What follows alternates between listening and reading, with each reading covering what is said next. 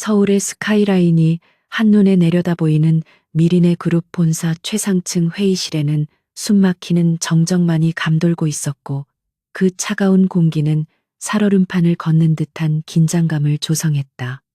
거대한 원목 테이블 상석에 앉은 강도진은 무표정한 얼굴로 눈앞에 놓인 재무 보고서를 한 장씩 넘기고 있었는데 그가 종이를 넘기는 소리가 날 때마다 임원들의 어깨가 움찔거리며 떨리는 것이 보였다.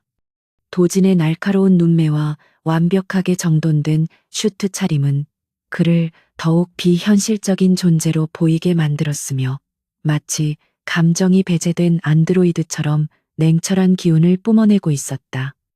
그는 지난 5년 동안 미리네 그룹을 재계 서열 1위로 끌어올린 전설적인 인물이었지만 동시에 피도 눈물도 없는 냉혈한이라는 악명을 얻으며 공포의 대상이 되어 있었다. 보고서를 검토하던 도진의 손이 멈추자 회의실 내의 기압이 순식간에 낮아지는 듯한 착각이 들 정도로 긴장감이 최고조에 달했고 모든 임원이 마른 침을 삼키며 그의 입을 주시했다. 도진은 천천히 고개를 들어 마케팅 본부장을 응시했는데 그 눈빛에는 어떠한 분노나 짜증도 담겨 있지 않아 오히려 더욱 소름 끼치는 공포를 자아냈다. 그는 나지막하지만 힘있는 목소리로 이번 분기 프로젝트의 실패 원인이 단순한 시장 조사 부족이 아니라 내부의 안일한 태도와 부정부패에 있음을 정확하게 지적하며 관련자 전원을 즉시 해고하고 법적 책임을 물을 것을 지시했다. 그의 말에는 반박할 수 없는 논리와 압도적인 카리스마가 실려 있어 그 누구도 감히 변명을 늘어놓을 생각조차 하지 못했다.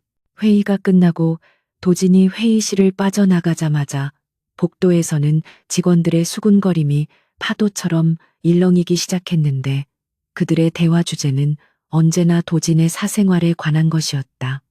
완벽한 외모와 막대한 부를 가졌음에도 불구하고 도진은 지난 5년 동안 단 한 번도 여성과의 스캔들이 없었으며 심지어 그에게 접근하는 여성들을 혐오 수준으로 밀어내는 것으로 유명했다.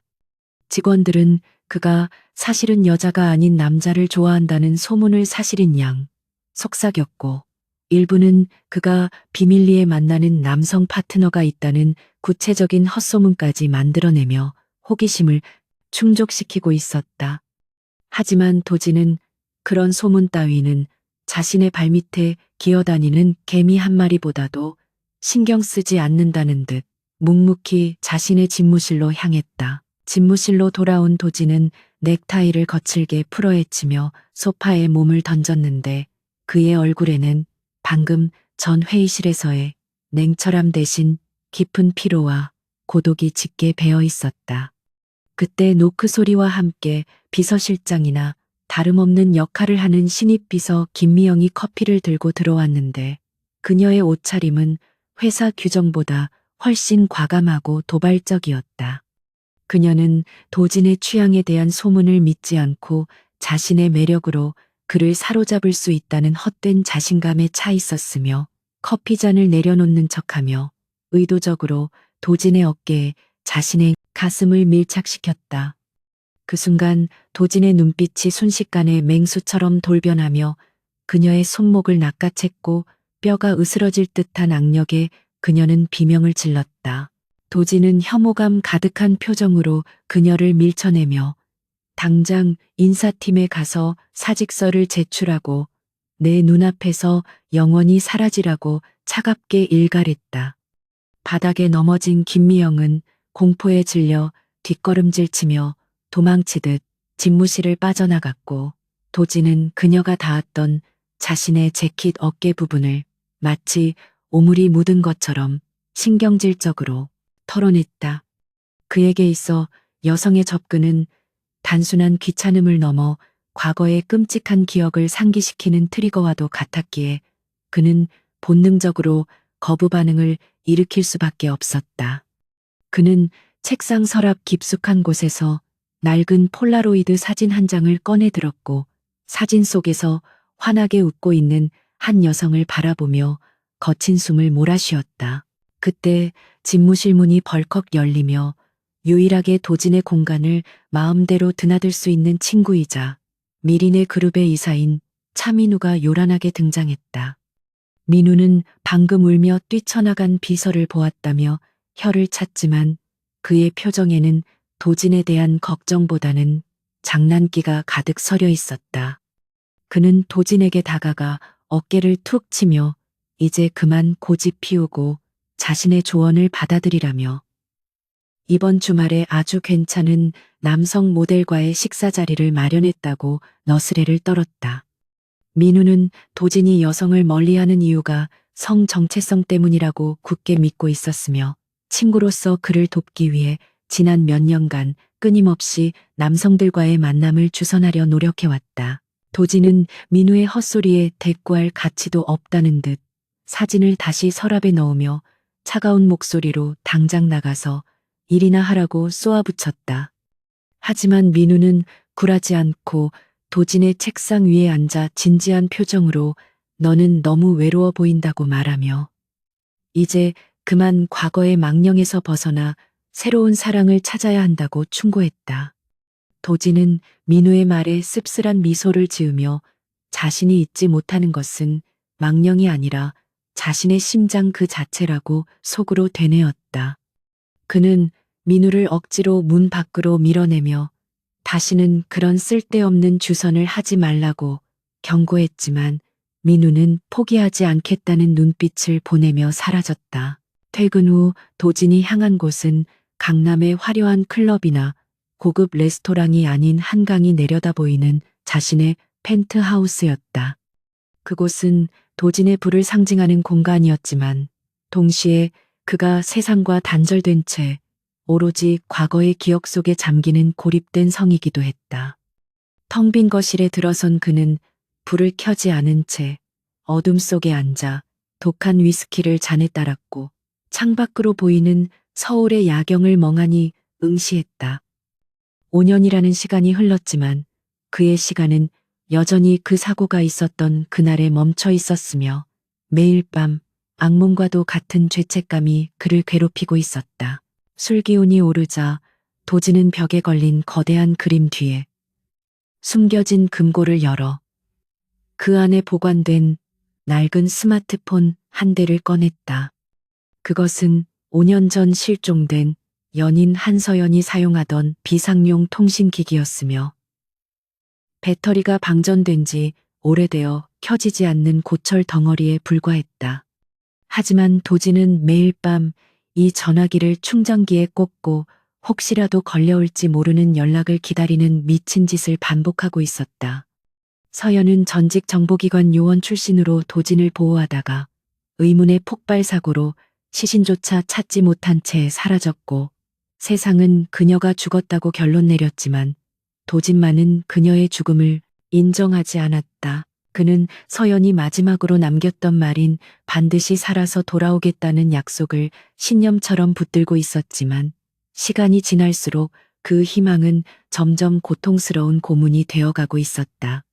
도진은 차가운 스마트폰 액정을 어루만지며 서연의 이름을 나지막이 불렀고 그의 눈가에는 평소 회사에서는 절대 보이지 않던 물기가 어렸다.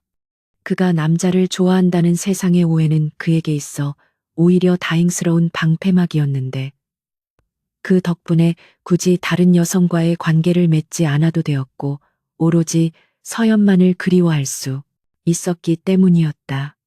그는 위스키 잔을 단숨에 비우고 소파에 몸을 기대며 지독한 외로움과 싸우고 있었다.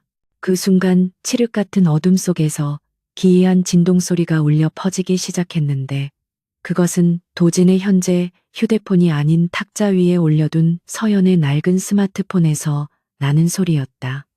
도진은 자신의 귀를 의심하며 벌떡 일어나 스마트폰을 집어들었고 화면에는 발신자 정보가 없는 알 수 없는 문자가 도착해 있었다.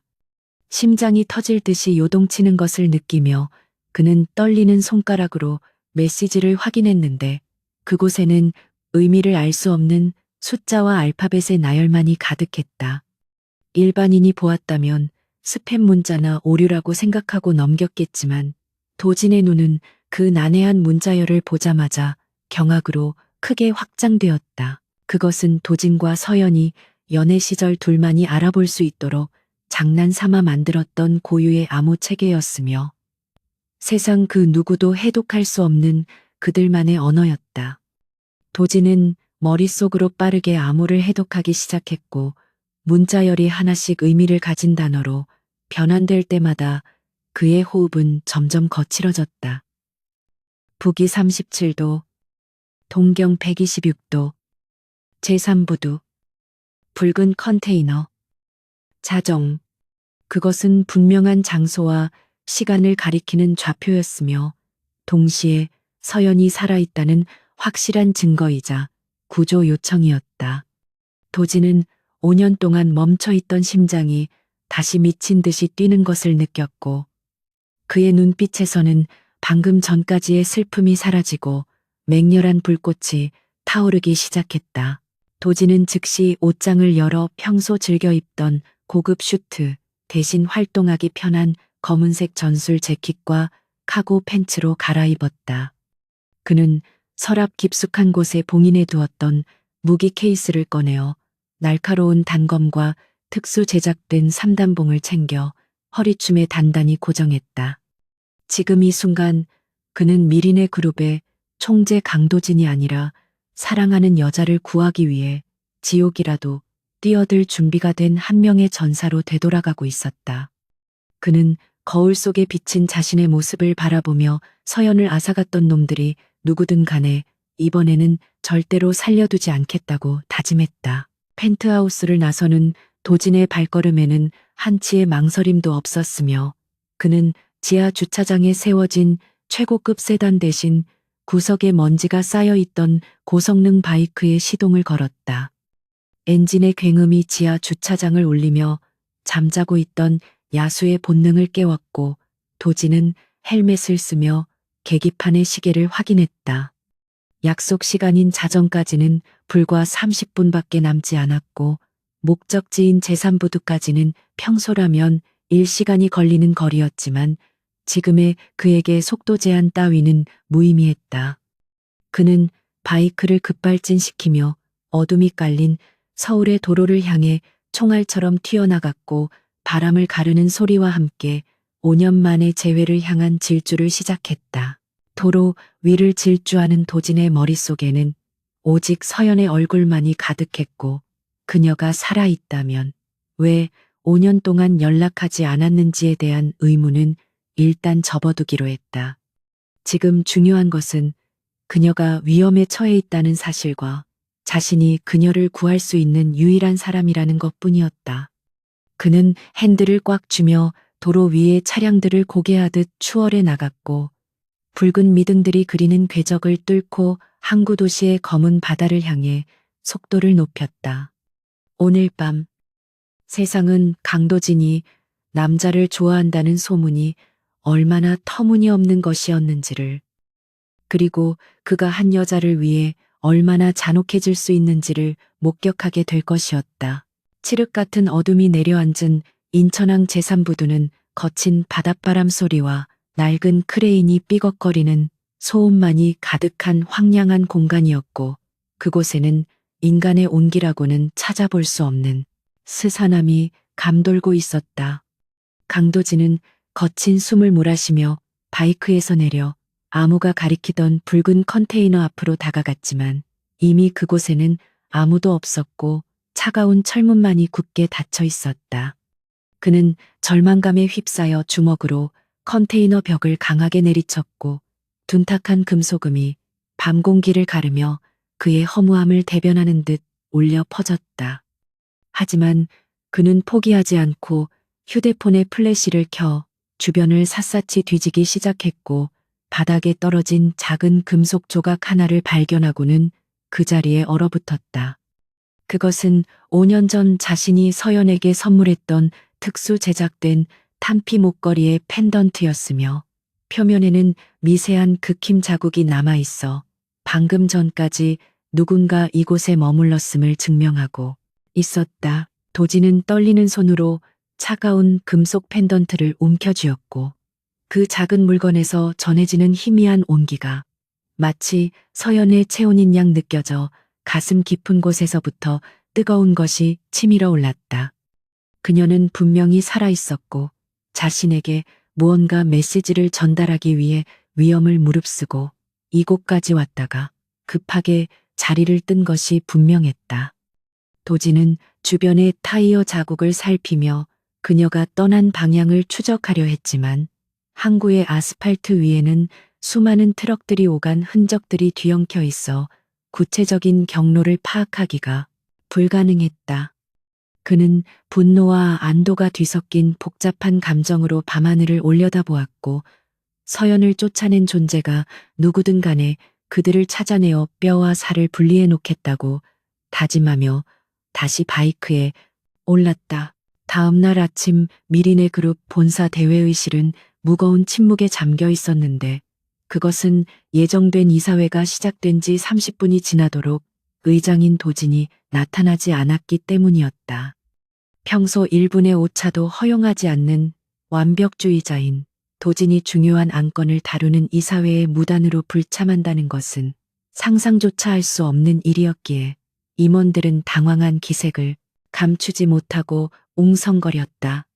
비서실은 불이 나도록 도진에게 연락을 취했지만 그의 휴대폰은 꺼져 있었고 차민우 이사만이 초조한 표정으로 빈 의장석을 바라보며 입술을 깨물고 있었다.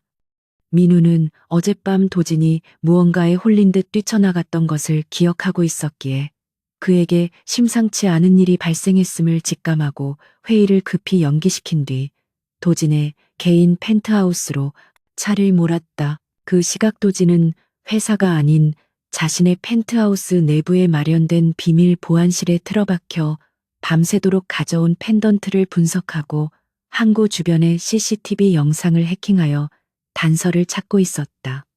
그는 수십 개의 모니터 화면 속에서 흐릿하게 찍힌 검은 벤 한 대를 찾아냈는데 그 차량의 번호판은 위조된 것이었지만 차체에 새겨진 희미한 로고는 그가 잊을래야 잊을 수 없는 악몽 같은 기억을 소환해냈다. 그것은 태양그룹의 비공식 보안업체인 블랙선의 로고였으며 도진의 눈동자는 그 문양을 확인하는 순간 살기로 번들거리며 5년 전에 끔찍했던 그날로 되돌아갔다. 기억은 마치 어제 일처럼 선명하게 되살아나 그의 이성을 마비시키고 심장을 난도질하기 시작했다.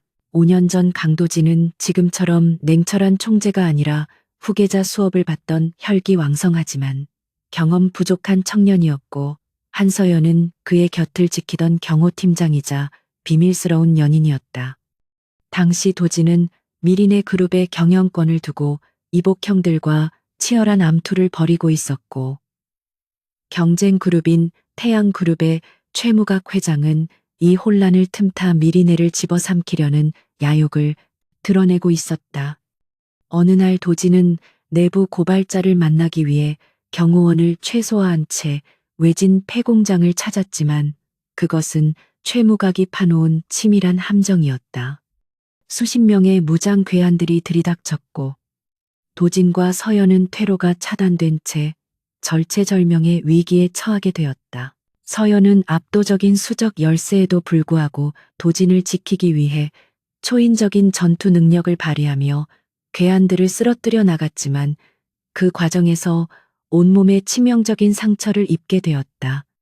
도진 역시 쇠파이프에 맞아 팔이 부러지는 중상을 입은 채 서연의 등 뒤에서 공포와 무력감에 떨며 그녀가 피를 흘리며 싸우는 모습을 지켜볼 수밖에 없었다. 서연은 피범벅이 된 얼굴로 도진을 향해 미소 지으며 반드시 살아남아 회사를 지키고 훌륭한 리더가 되라고 속삭인 뒤 그를 환기구 통로로 밀어넣었다. 도진이 울부짖으며 나오려 했지만 서연은 밖에서 문을 잠가버렸고 곧이어 공장 내부에 설치된 폭탄의 타이머가 0을 가리켰다. 거대한 폭발음과 함께 공장은 화염에 휩싸였고 도진은 환기구를 통해 튕겨나가며 서연이 있던 곳이 붉은 불기둥으로 변하는 것을 목격해야만 했다. 그날 이후 도진의 세상은 잿빛으로 변해버렸고 그는 병실에서 눈을 뜬 순간부터 과거에 나약했던 자신을 죽이고 복수를 위해 영혼을 판 악마가 되기로 결심했다.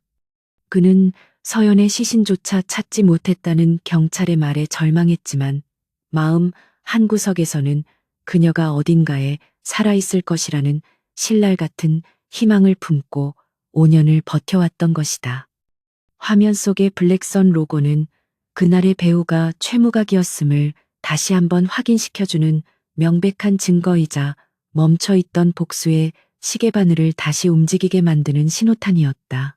한편 서울 도심의 가장 높은 마천루인 태양타워의 회장실에서는 최무각이 최고급 와인을 음미하며 서울 시내를 내려다보고 있었는데 그의 표정에는 오만함과 탐욕이 가득 차 있었다.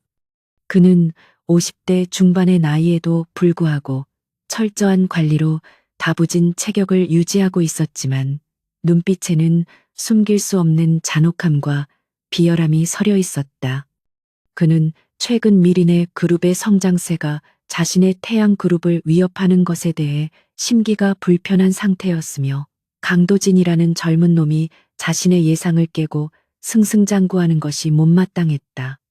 그때 비서실장이 조심스럽게 들어와 고개를 숙이며 어젯밤 인천항에서 발생한 사소한 문제에 대해 보고를 올렸다. 비서실장은 블랙선 요원들이 5년 전 사라진 것으로 알려진 유령과 유사한 인물을 추적하다가 놓쳤으며 현장에 미린의 그룹의 강도진이 나타났다는 첩보를 전했다. 최무각의 손에 들려있던 와인잔이 바닥으로 떨어지며 산산조각이 났고 붉은 와인이 카펫을 피처럼 물들였다. 그는 5년 전 자신이 완벽하게 처리했다고 믿었던 한서연이 살아있을지도 모른다는 사실과 강도진이 그 냄새를 맡았다는 것에 대해 격분했다. 최무각은 책상을 내리치며 멍청한 놈들이 일 처리를 어떻게 하는 거냐고 고함을 질렀고 비서실장은 공포에 질려 바닥에 무릎을 꿇었다. 최무각은 거친 숨을 고르며 의자에 깊숙이 몸을 기댔는데 그는 한서연이 단순한 경호원이 아니라 자신과 미린의 그룹 사이의 이면 계약과 불법 거래 증거를 가지고 있던 핵심 인물임을 기억하고 있었다. 만약 그녀가 살아있고 그 자료가 강도진의 손에 들어간다면 태양그룹은 물론 자신의 목숨까지 위태로워질 수 있는 상황이었다. 그는 즉시 어둠의 해결사라 불리는 1급 살수 독사에게 연락을 취하라고 지시하며 이번에는 실수 없이 그 여자와 강도진 모두를 확실하게 제거하라고 명령했다. 최무각의 입가에는 비릿한 미소가 번졌는데 그는 이번 기회에 눈엣 가시 같은 강도진을 영원히 묻어버리고 미린의 그룹을 통째로 집어삼킬 계획을 세우기 시작했다. 다시 도진의 펜트하우스로 돌아와 민우는 현관문을 두드리며 도진의 이름을 애타게 부르고 있었지만 도진은 헤드셋을 낀 채 모니터에 집중하느라 그 소리를 듣지 못했다. 도진은 해킹 프로그램을 통해 블랙선의 내부 통신망에 침투를 시도하고 있었고 그 과정에서 코드명 고스트 제거라는 지령이 하달된 것을 확인했다. 서연은 지금 쫓기고 있는 상황이었고 그녀가 숨어 있는 곳을 찾아내 보호하지 않으면 5년 전의 비극이 반복될 것이 뻔했다. 도진은 더 이상 지체할 시간이 없다고 판단하고 자리에서 일어나 벽면을 가득 채운 무기, 진열장을 열었다. 그는 방탄조끼를 셔츠 안에 껴입고 소음기가 장착된 권총과 예비 탄창을 챙기며 거울 속에 비친 자신의 눈을 바라보았다.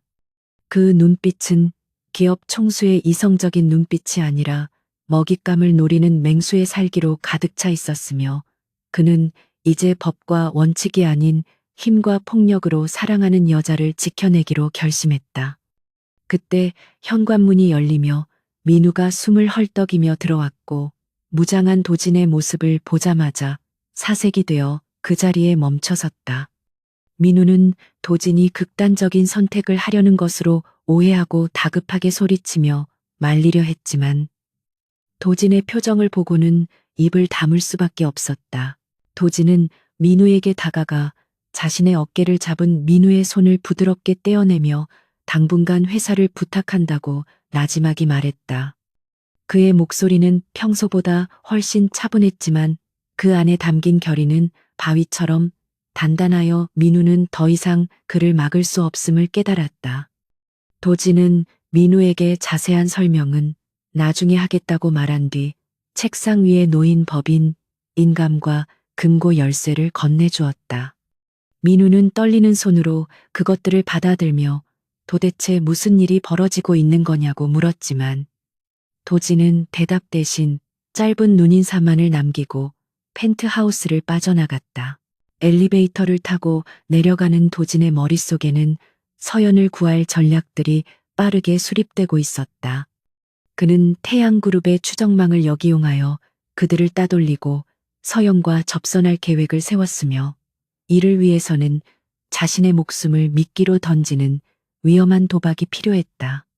그는 주머니 속의 펜던트를 다시 한번 꽉 쥐며 이번에는 절대로 그녀를 혼자 두지 않겠다고, 설령 지옥 끝까지라도 함께 가겠다고 맹세했다. 엘리베이터 문이 열리고 지하 주차장의 어둠이 그를 맞이했을 때 강도진은 더 이상 미린의 그룹의 회장이 아닌 잃어버린 반쪽을 찾아 헤매는 한 마리의 늑대가 되어 있었다. 도진은 미리 준비해둔 평범한 세단으로 차를 바꿔 타고 도심을 빠져나갔는데 그의 뒤를 쫓는 검은 그림자들이 있음을 백미러를 통해 확인했다. 최무각이 보낸 감시자들이 벌써 붙은 것이었지만 도진은 당황하지 않고 오히려 속도를 줄이며 그들을 유인했다. 그는 복잡한 골목길과 지하차도를 넘나들며 미행 차량들을 하나씩 따돌렸고 그 과정에서 보여준 운전 실력은 전문 레이서를 능가하는 수준이었다. 그는 마지막 미행 차량을 따돌린 후 휴대폰을 꺼내 서연만이 알 수 있는 주파수로 암호화된 음성 메시지를 송출하기 시작했다. 북극성. 여기는 그림자. 폭풍이 다가오고 있다. 약속된 장소인 기억의 언덕에서 기다리겠다. 응답하라. 도진은 메시지를 반복해서 보내며 초조하게 반응을 기다렸고 마침내 잡음 섞인 무전기 너머로 들려오는 익숙하고도 그리운 목소리에 눈물을 흘렸다. 그림자. 오지마. 함정이야. 돌아가. 서연의 목소리는 떨리고 있었지만 도진은 그 거절 속에 담긴 깊은 사랑과 걱정을 읽어낼 수 있었다. 그는 눈물을 닦아내며 단호하게 대답했다. 아니, 이번엔 내가 당신을 지킬 차례야. 거기서 꼼짝 말고 기다려. 도진은 엑셀러레이터를 끝까지 밟으며 서연이 있는 곳, 그들의 추억이 깃든 교회의 작은 별장을 향해 질주했다. 인천항의 깊은 밤은 도시의 화려한 불빛이 닿지 않는 거칠고 투박한 세상이었으며 비릿한 바다 냄새와 녹슨 쇠 냄새가 뒤섞여 코끝을 찌르고 있었다.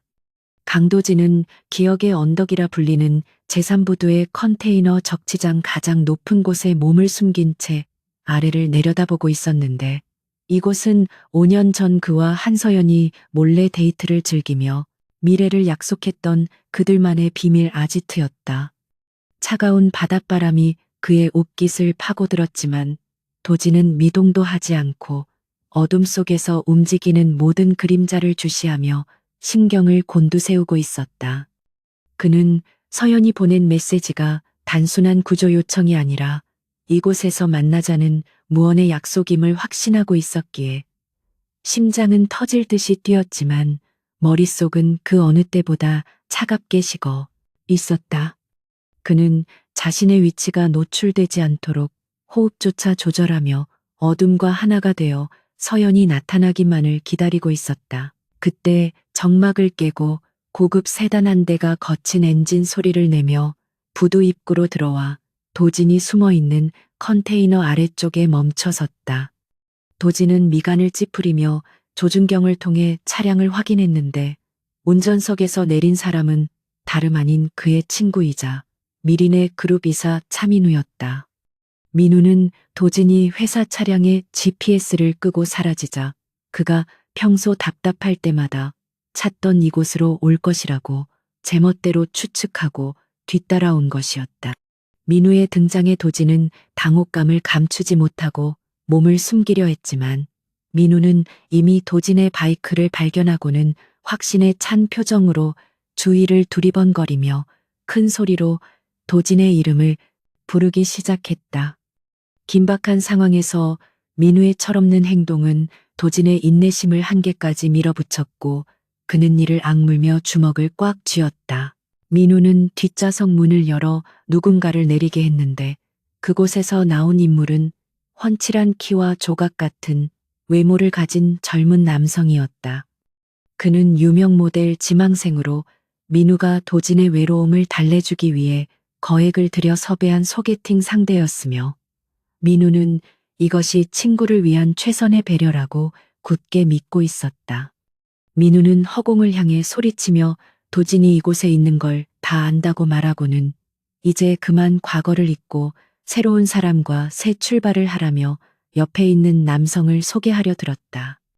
긴장감이 감도는 잠복 현장이 순식간에 우스꽝스러운 소개팅 장소로 변질되는 순간이었지만 도진에게는 이 상황이 코미디가 아니라 생사를 오가는 작전을 망칠 수 있는 치명적인 위협으로 다가왔다. 도진은 더 이상 참지 못하고 컨테이너 위에서 뛰어내려 민우의 앞에 착지했는데 갑작스러운 그의 등장에 민우와 모델 남성은 소스라치게 놀라 뒷걸음질 쳤다.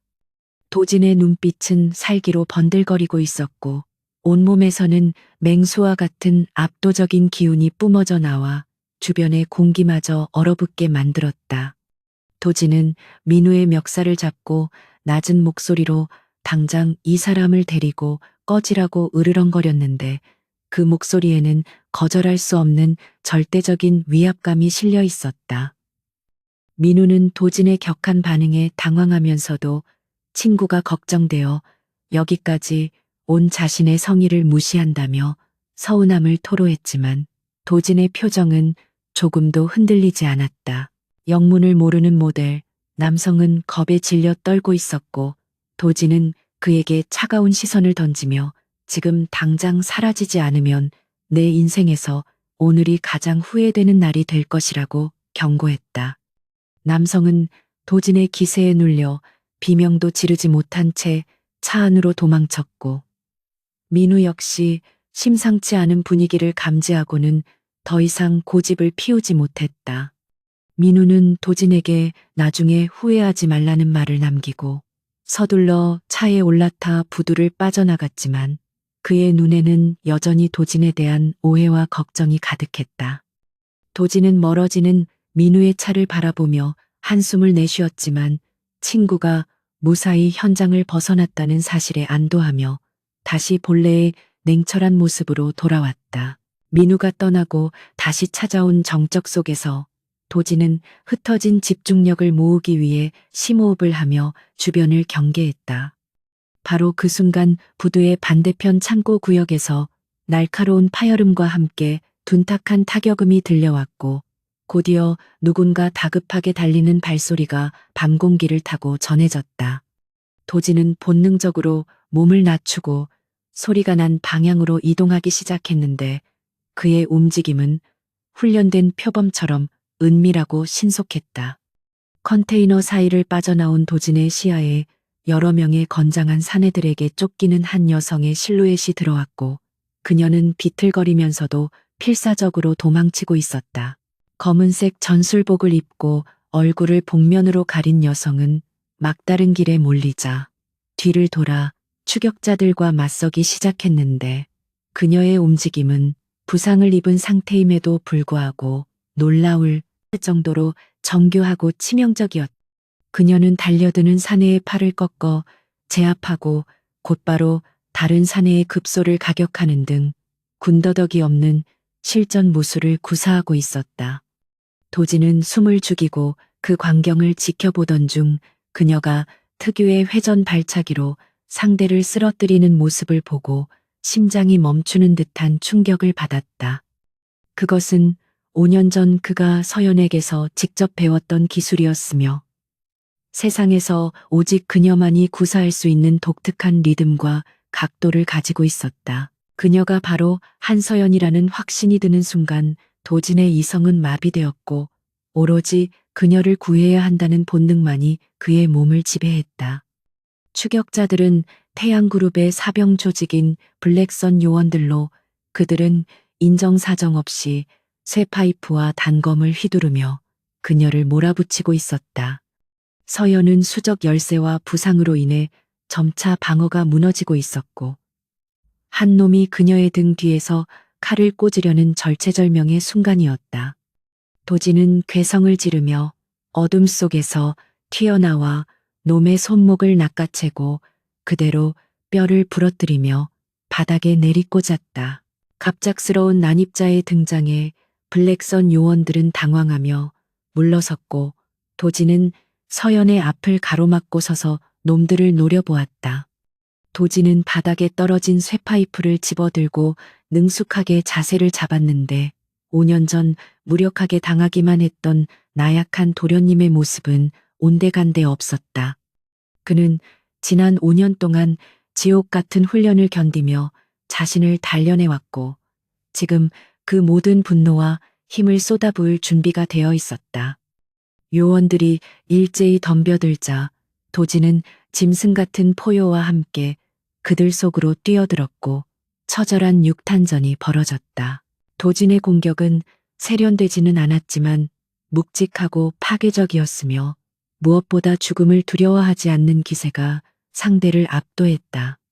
그는 어깨를 내어주는 대신 상대의 명치를 가격하고 허벅지를 베이는 고통을 감수하며 놈들의 머리통을 박살내는 식으로 싸움을 이어갔다.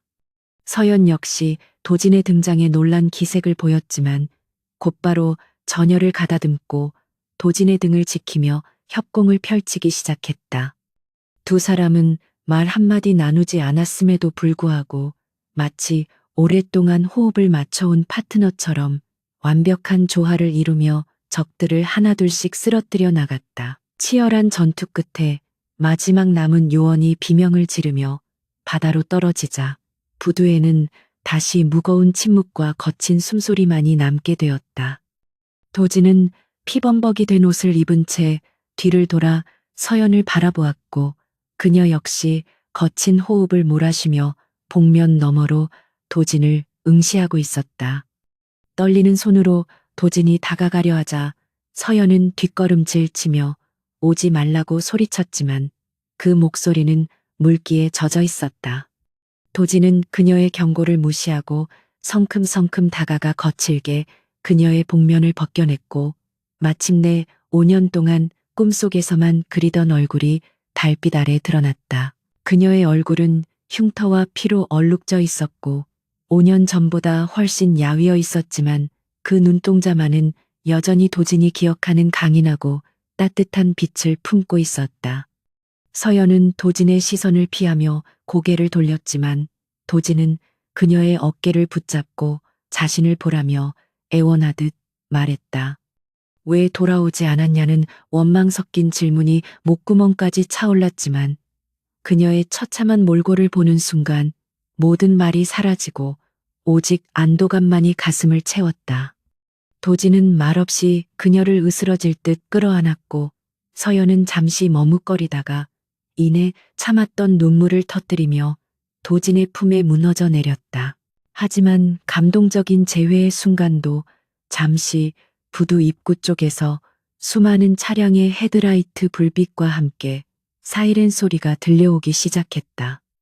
최무각이 보낸 추가 병력과 경찰 병력이 동시에 들이닥치고 있는 것이 분명했고 이대로 있다가는 둘 다 도간에 든 쥐꼴이 될 것이 뻔했다. 서연은 도진을 밀쳐내며 지금이라도 혼자 도망치라고 소리쳤지만 도진은 그녀의 손을 단단히 깍지를 껴잡으며 고개를 저었다. 그는 이제 다시는 당신을 놓지 않을 것이며 지옥이라도 함께 갈 것이라고 단호하게 말한 뒤 서연을 이끌고 컨테이너 미로 속으로 달리기 시작했다. 도진은 미리 파악해둔 비상 탈출 경로를 따라 이동하며 서연을 부축했는데 그녀의 다리 상태가 좋지 않아 속도를 내기가 쉽지 않았다. 뒤에서는 추격자들의 고함 소리와 총소리가 점점 가까워지고 있었고 총알이 빗발치며 컨테이너 벽을 뚫고 지나가는 아찔한 상황이 계속되었다. 도지는 서연을 구석에 숨기고 추격자들을 유인하기 위해 미끼를 던지려 했지만 서연은 도진의 옷자락을 잡고 절대로 떨어지지 않겠다고 고집을 피웠다. 두 사람은 서로를 의지하며 필사적으로 달렸고 마침내 부두 끝자락에 정박해 있던 소형 모터보트를 발견했다. 도진이 보트에 시동을 거는 동안 서연은 뒤쫓아온 적들을 향해 어모 사격을 가하며 시간을 벌었다. 엔진이 굉음을 내며 살아나자 도진은 서연을 보트 위로 끌어올렸고 밧줄을 끊음과 동시에 보트는 물살을 가르며 어둠 속으로 튀어나갔다. 추격자들이 부두 끝까지 달려와 총을 쏘아댔지만 보트는 이미 사거리를 벗어나 검은 바다 한가운데로 나아가고 있었다.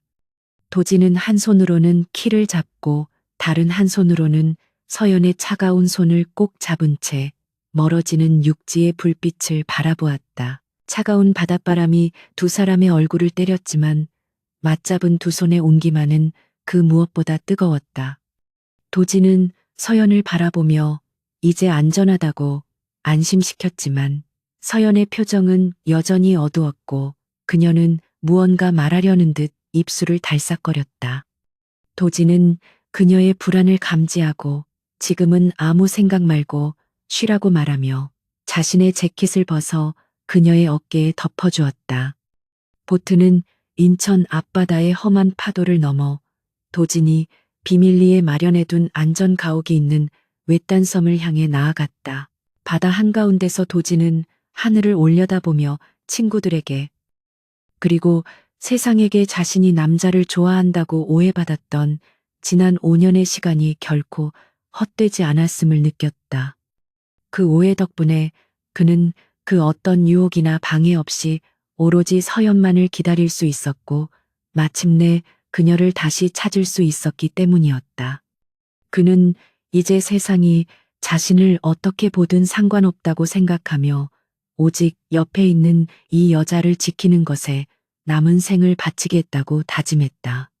서연 역시 도진의 굳은 결의를 느꼈는지 그의 어깨에 머리를 기대며 5년 만에 처음으로 깊은 안식에 빠져들었다. 하지만 그들의 탈출은 끝이 아니라 새로운 전쟁의 서막에 불과했다. 채무각은 이미 인천항의 모든 출구를 봉쇄하고 해상 경비대까지 매수하여 그들의 뒤를 쫓고 있었으며 살아 돌아온 서연이 가지고 있는 비밀이 세상에 드러나는 것을 막기 위해 수단과 방법을 가리지 않을 것이었다.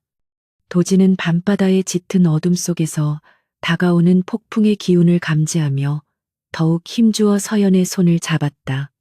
이제 그들은 단순한 연인이 아니라 거대한 악에 맞서 싸우는 운명 공동체가 되어 가장 깊은 어둠 속으로 항해하고 있었다. 서해의 검푸른 파도를 가르고 도착한 곳은 지도에도 표시되지 않은 작은 무인도였으며 그곳에는 강도진이 5년 전부터 만약의 사태를 대비해 비밀리에 구축해 놓은 안전 가옥이 절벽 끝에 위태롭게 매달려 있었다. 배가 선착장에 닿자마자 도지는 탈진에 쓰러진 한서연을 안아들고 가파른 계단을 오르기 시작했는데 그의 팔에 전해지는 그녀의 무게가 5년 전보다 훨씬 가벼워졌다는 사실에 가슴이 미어지는 듯한 통증을 느꼈다. 굳게 닫혀있던 안전가옥의 강철 문이 생체 인식 시스템을 통해 육중한 소리를 내며 열렸고 오랫동안 사람의 발길이 닿지 않아 차가운 공기가 고여있던 실내로 두 사람이 들어서자 센서등이 하나둘씩 켜지며 황량한 거실을 비추었다. 도지는 서연을 침실의 깨끗한 시트 위에 조심스럽게 눕히고는 곧바로 의료키트를 가져와 그녀의 상처를 살피기 시작했는데 그의 손길은 겉보기에는 침착했지만 속으로는 타들어가는 듯한 초조함과 싸우고 있었다. 서연의 상태는 생각보다 심각했는데 방금 전의 전투로 인해 벌어진 자상에서는 피가 계속 배어 나오고 있었고 온몸에는 크고 작은 멍과 찰과상이 가득해 성한 곳을 찾기가 힘들 정도였다. 도진은 떨리는 손을 진정시키며 지혈제를 뿌리고 붕대를 감았는데 찢어진 옷 사이로 드러난 그녀의 등과 어깨에는 5년 전 폭발 사고 때 입은 화상 흉터가 끔찍하게 남아 있었다. 그 흉터는 마치 낙인처럼 그녀가 감당해야 했던 고통의 시간을 증명하고 있었고, 도진은 그 참혹한 흔적을 어루만지며 자신이 편안하게 지내는 동안 그녀가 겪었을 지옥 같은 시간들을 상상하며 괴로워했다.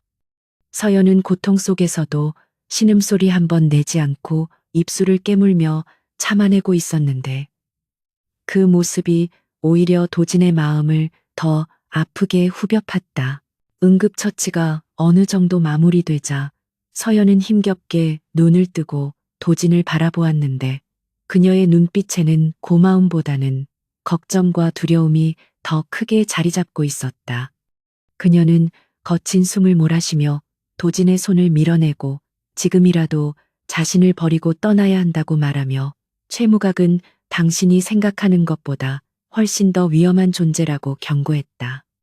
서연은 자신이 살아있다는 사실이 알려지면 미린의 그룹 전체가 위험해질 수 있으며 도진이 쌓아올린 모든 것이 무너질 수 있다고 쉰 목소리로 호소했다. 하지만 도진은 그녀의 말을 듣는 둥 마는 둥 하며 물수건으로 그녀의 얼굴에 묻은 피와 먼지를 조심스럽게 닦아낼 뿐이었고 그의 표정은 이미 그 어떤 설득도 통하지 않을 만큼 단호하게 굳어 있었다. 도진은 서연의 말이 끝나기를 기다렸다가 나지막하지만 힘있는 목소리로 내 모든 것은 당신이 없으면 아무런 의미가 없다고 대답하며 5년 전 당신을 잃었을 때 이미 내 세상은 무너졌었다고 고백했다. 그는 서연의 눈을 똑바로 응시하며 대체 그날 이후 무슨 일이 있었는지, 그리고 왜 살아있으면서도 자신에게 연락하지 않았는지에 대한 진실을 요구했다. 서연은 도진의 강경한 태도에 한동안 말을 잇지 못하고 시선을 떨구었지만 이내 깊은 한숨을 내쉬며 5년 동안 가슴속에 묻어두었던 비밀을 털어놓기 시작했다. 그녀의 이야기는 도진이 상상했던 것보다 훨씬 더 처절하고 고독한 투쟁의 기록이었으며 듣는 내내 도진의 주먹은 분노로 인해 하얗게 질려갔다. 5년 전 폐공장 폭발 사고 당시 서연은 무너지는 잔해 속에 깔려 의식을 잃었지만 기적적으로 지하 배수로로 떨어지면서 목숨을 건질 수 있었다고 했다. 그녀는 전신에 심각한 화상을 입고 의식불명 상태로 떠내려가다가 인근 노숙자에게 발견되어 불법 시술소에서 치료를 받으며 구사일생으로 살아남았다. 의식을 되찾았을 때 그녀는 이미 사망자로 처리되어 장례식까지 치러진 상태였고 최무각이 도진을 감시하며 그녀의 생존 여부를 확인하려 혈안이 되어 있다는 사실을 알게 되었다. 서연은 자신이 살아 돌아간다면 도진이 다시 최무각의 표적이 될 것이 뻔했기에 눈물을 머금고 자신의 존재를 지우기로 결심했다. 그녀는 얼굴에 남은 흉터를 가리기 위해 성형 수술을 하고 신분을 위조하여 그림자 속으로 숨어들었다. 서연은 단순히 숨어 지내는 것에 그치지 않고 최무각을 무너뜨리기 위해 그의 조직인 태양그룹의 하부 조직에 위장 취업하여 내부 정보를 수집하기 시작했다. 그녀는 지난 5년 동안 낮에는 청소부나 식당 종업원으로 일하고 밤에는 해킹과 도청을 통해 최무각의 비리 증거를 모으며 복수의 칼날을 갈아왔던 것이다. 그녀가 겪어야 했던 수모와 고통은 이루 말할 수 없었지만 오로지 도진을 지키고 그를 괴롭히는 악의 축을 뿌리 뽑겠다는 일념 하나로 버텨온 세월이었다. 최근 그녀는 최무각이 미린의 그룹을 불법적으로 인수합병하려는 결정적인 계획이 담긴 블랙 파일의 존재를 알게 되었고 그것을 탈취하여 도진에게 넘기려다가 정체가 발각되어 쫓기게 된 것이었다. 서연의 이야기를 듣는 도진의 눈에서는 참았던 눈물이 주르륵 흘러내렸고 그는 그녀가 자신을 위해 얼마나 큰 희생을 감내했는지를 깨닫고 가슴을 치며 오열했다. 그는 자신이 회사를 키우고 성공한 사업가가 되어 떵떵거리는 동안 그녀는 차가운 바닥에서 잠을 자며 목숨을 건 싸움을 하고 있었다는 사실에 견딜 수 없는 죄책감을 느꼈다. 도진은 서연의 손을 자신의 얼굴에 가져다 대며 왜 그렇게 바보 같은 선택을 했냐고 원망 섞인 목소리로 물었지만 그 원망은 그녀가 아닌 무능했던 자신을 향한 것이었다.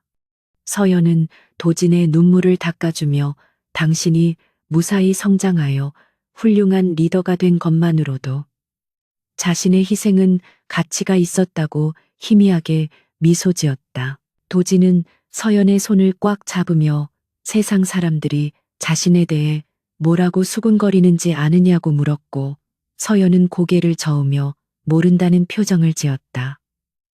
도진은 씁쓸한 미소를 지으며 사람들은 내가 여자를 멀리하고 독신을 고집하자 내가 남자를 좋아한다고 착각하고 있으며 심지어 내 친구들조차 나를 위해 남자를 소개해주려 한다고 털어놓았다. 서연은 그 말에 놀란 듯 눈을 크게 떴지만 도진은 이야기를 계속 이어갔다. 그는 그 헛소문들을 부정하지 않고 오히려 방패막이로 삼았는데 그 이유는 당신이 아닌 다른 여자에게는 눈길조차 줄 수 없었기 때문이라고 고백했다. 도진은 지난 5년 동안 수많은 재벌가의 영예들과 유명 연예인들이 자신에게 접근해 왔지만 그들의 얼굴을 볼 때마다 서연의 얼굴이 겹쳐 보여 견딜 수 없었다고 말했다. 세상은 그를 심장이 없는 기계 혹은 성소수자라고 불렀지만 사실 그는 단 하루도 단 한순간도 서연을 잊은 적이 없는 지독한 순정파였던 것이다. 그는 매일 밤 서연의 사진을 보며 대화를 나누고 그녀가 좋아했던 노래를 들으며 잠들었고 그녀가 살아 돌아올 것이라는 희망 고문 속에서 하루하루를 연명해왔다. 도진의 고백은 화려한 언변이나 수사 여구는 없었지만 진심이 담긴 투박한 진실이었기에 서연의 마음을 강하게 뒤흔들었다. 서연은 도진의 깊은 사랑을 확인하고 감동의 눈물을 흘리며 자신 역시 한순간도 도진을 잊은 적이 없다고 답했다. 두 사람은 서로의 아픔과 그리움을 확인하며 긴 포옹을 나누었고 5년이라는 긴 이별의 공백은 그 순간의 따뜻한 체온으로 순식간에 메워졌다. 도진은 서연을 품에 안은 채 이제 더 이상 숨지 않아도 된다고 말하며 앞으로는 내가 당신의 방패가 되고 칼이 되어주겠다고 맹세했다. 그는 최무각이 아무리 거대한 권력을 가지고 있다 해도 우리가 함께라면 절대로 지지 않을 것이라고 확신하며 서연에게 용기를 불어넣어 주었다. 잠시 후 도진은 감정을 추스르고 냉철한 전략가의 모습으로 돌아와 서연에게 탈취한 블랙 파일의 행방을 물었다. 서연은 자신의 펜던트 속에 마이크로 SD 카드가 숨겨져 있다고 말했고 도진은 아까 항구에서 주었던 펜던트를 꺼내 정밀하게 살펴보았다. 펜던트의 뒷면을 특수한 방법으로 돌리자 아주 작은 메모리 칩이 나왔고 도진은 즉시 안전가옥에 구비된 고성능 노트북에 연결하여 내용을 확인했다. 파일 안에는 최무각이 정치권 인사들에게 뇌물을 제공한 장부, 불법 비자금 조성 내역, 그리고 경쟁 기업들을 무너뜨리기 위해 청부 살인까지 지시한 증거들이 고스란히 담겨 있었다. 이것은 단순히 최무각을 감옥에 보내는 것을 넘어 태양그룹이라는 거대한 제국을 하루아침에 붕괴시킬 수 있는 핵폭탄급 증거였다. 도진은 모니터 화면을 응시하며 차가운 미소를 지었고 이제 사냥감이 사냥꾼으로 바뀔 시간임을 직감했다. 하지만 이 파일의 암호를 해독하고 세상에 공개하기 위해서는 시간이 필요했고 최무각 역시 이 사실을 알고 총력을 다해 이곳을 찾아낼 것이 분명했다. 도지는 서연에게 이곳도 곧 발각될 수 있으니 몸을 추스르는 대로 이동 준비를 해야 한다고 말하며 보안 시스템을 최고 수준으로 격상시켰다. 그때 노트북 화면의 한 구석에서 경고 알림창이 붉게 깜빡거리기 시작했는데 그것은 외부로부터의 해킹 시도가 감지되었다는 신호였다. 최무각이 고용한 전문 해커들이 서연의 디지털 흔적을 역추적하여 안전 가옥의 위치를 파악하려 하고 있었고 방화벽이 뚫리는 것은 시간 문제였다. 도지는 당황하지 않고 역해킹 프로그램을 가동하여 그들의 추적을 교란시키는 동시에 가짜 위치 정보를 흘려 시간을 벌었다. 그는 서연을 안심시키며 우리에게는 아직 준비할 시간이 남아있다고 말했지만 속으로는 다가올 결전이 얼마나 치열할지 예감하고 있었다. 도지는 주방으로 가서 간단한 요기를 할 수 있는 죽과 수프를 데워 서연에게 가져다 주었는데 그녀가 숟가락을 들 힘조차 없어하자 직접 떠먹여 주었다. 5년 만에 마주 앉아 밥을 먹는 평범한 일상이 두 사람에게는 기적과도 같은 행복으로 다가왔고 그 짧은 평화 속에서 그들은 서로를 바라보며 말없이 미소 지었다. 서연은 음식을 먹으며 조금씩 기력을 회복했고 도지는 그녀의 곁을 지키며 잠시도 떨어지려 하지 않았다. 창밖에는 폭풍우가 몰아치기 시작하며 거센 파도 소리가 들려왔지만 안전 가오가는 두 사람의 사랑으로 인해 그 어느 때보다 따뜻하고 평온했다. 식사를 마친 후 도지는 서연을 다시 눕히고 그녀가 잠들 때까지 곁에서 손을 잡아주었는데 서연은 약 기운에 취해 스르르 눈을 감으면서도 도진의 손을 놓지 않았다. 도진은 잠든 그녀의 얼굴을 하염없이 바라보며 5년 전 지키지 못했던 약속을 이번에는 반드시 지키겠다고 다짐했다. 그는 그녀가 깨어나면 세상에서 가장 행복한 여자로 만들어주겠다고, 다시는 어둠 속에서 혼자 울게 하지 않겠다고 스스로에게 맹세했다. 도지는 서연의 이마에 가볍게 입을 맞추고 자리에서 일어나 거실로 나와 무기들을 점검하기 시작했다. 그는 권총을 분해하여 소지하고 기름칠을 하며 탄창에 총알을 하나씩 채워 넣었는데 그 동작 하나하나에는 최무각을 향한 증오와 사리가 담겨 있었다. 도지는 친구 민우에게 암호화된 메시지를 보내 회사 상황을 체크하고 믿을 수 있는 경호팀을 비밀리에 소집할 준비를 지시했다.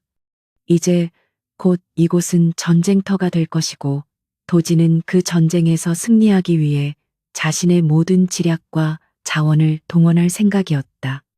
그는 창밖의 어둠을 응시하며 폭풍우 속에 숨어 있을 적들을 기다렸고 그의 눈빛은 밤바다의 등대처럼 강렬하게 빛나고 있었다. 밤이 깊어갈수록 폭풍우는 더욱 거세졌고 파도가 절벽을 때리는 소리는 마치 진군하는 군대의 북소리처럼 들려왔다.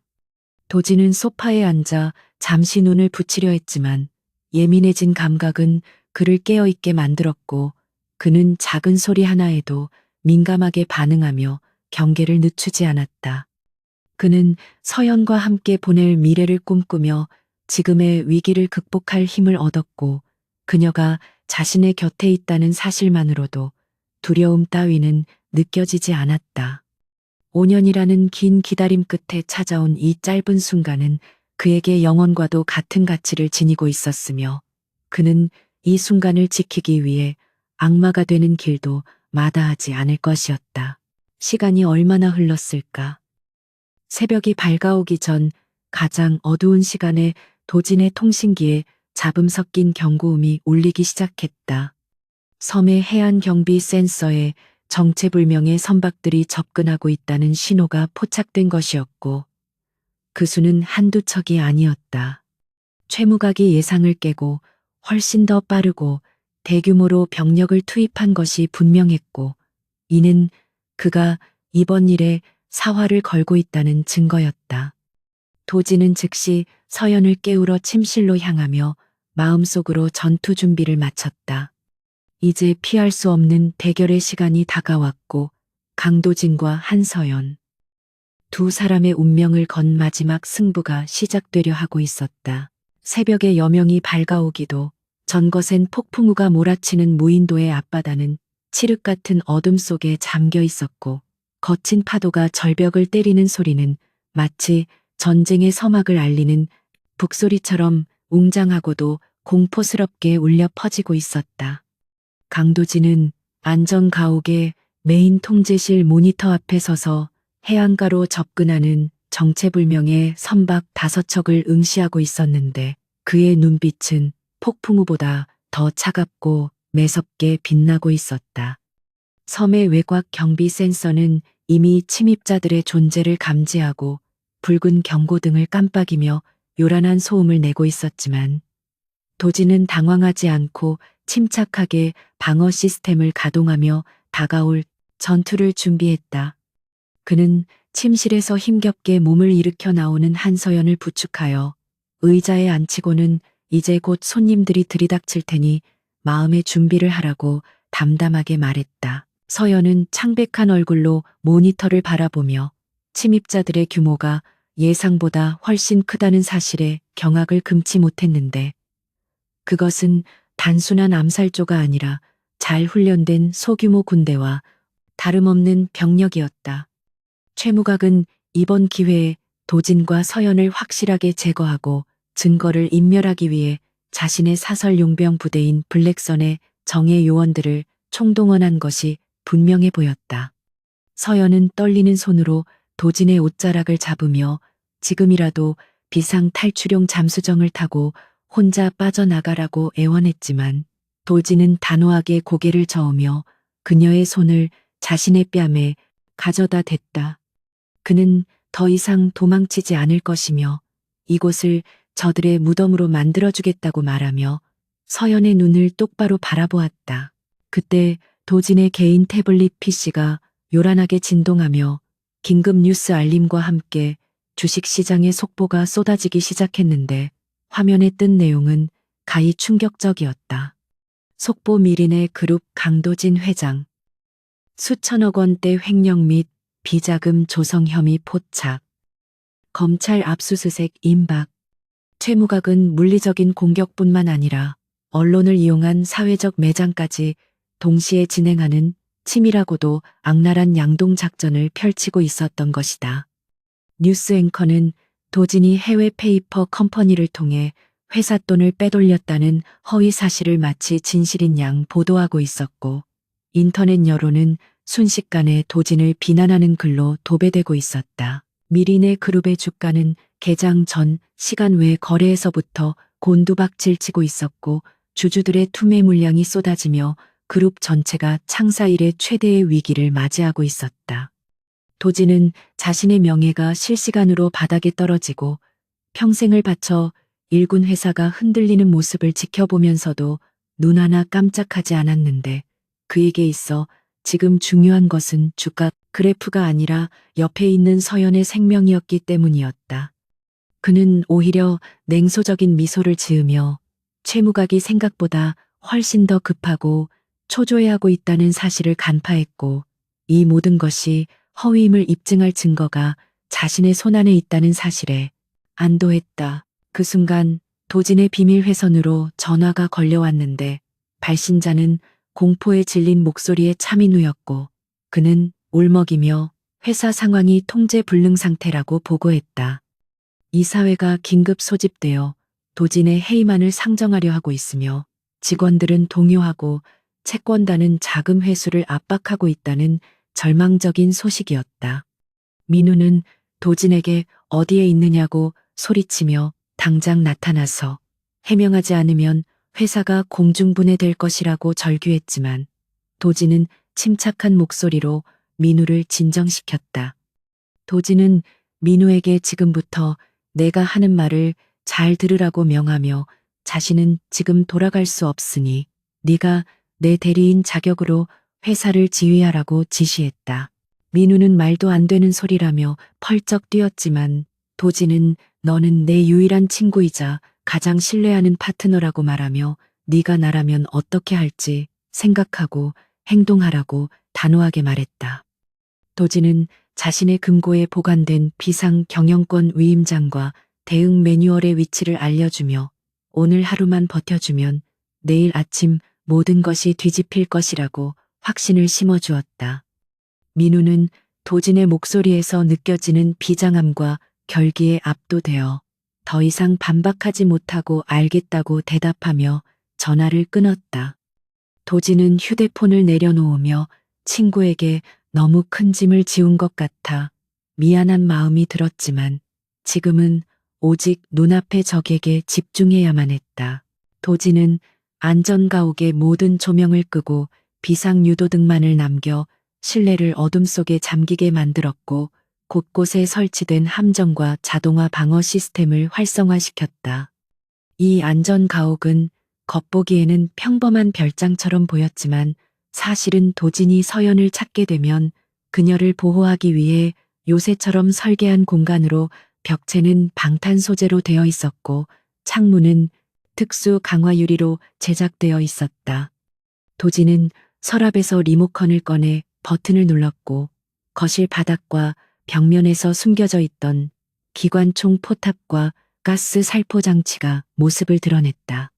서연은 도진이 준비한 치밀한 방어 체계에 놀라움을 감추지 못하며 그가 지난 5년 동안 얼마나 철저하게 이 순간을 대비해 왔는지 깨닫고 가슴이 먹먹해졌다. 도진은 서연에게 방탄조끼를 입히고 소음기가 달린 기관단총을 건네주며 만약의 사태에 대비해 최후의 방어선인 지하 벙커 입구에 있으라고 지시했다. 하지만 서연은 고개를 저으며 자신도 싸울 수 있다고 고집을 피웠고 부상당한 몸을 이끌고 도진의 옆에 서서 총을 겨누었다. 그녀는 당신 혼자 싸우게 두지 않겠다고 말하며 우리는 파트너이자 연인이라는 사실을 상기시켰고 도진은 그녀의 굳은 의지를 꺾을 수 없음을 알고 고개를 끄덕였다.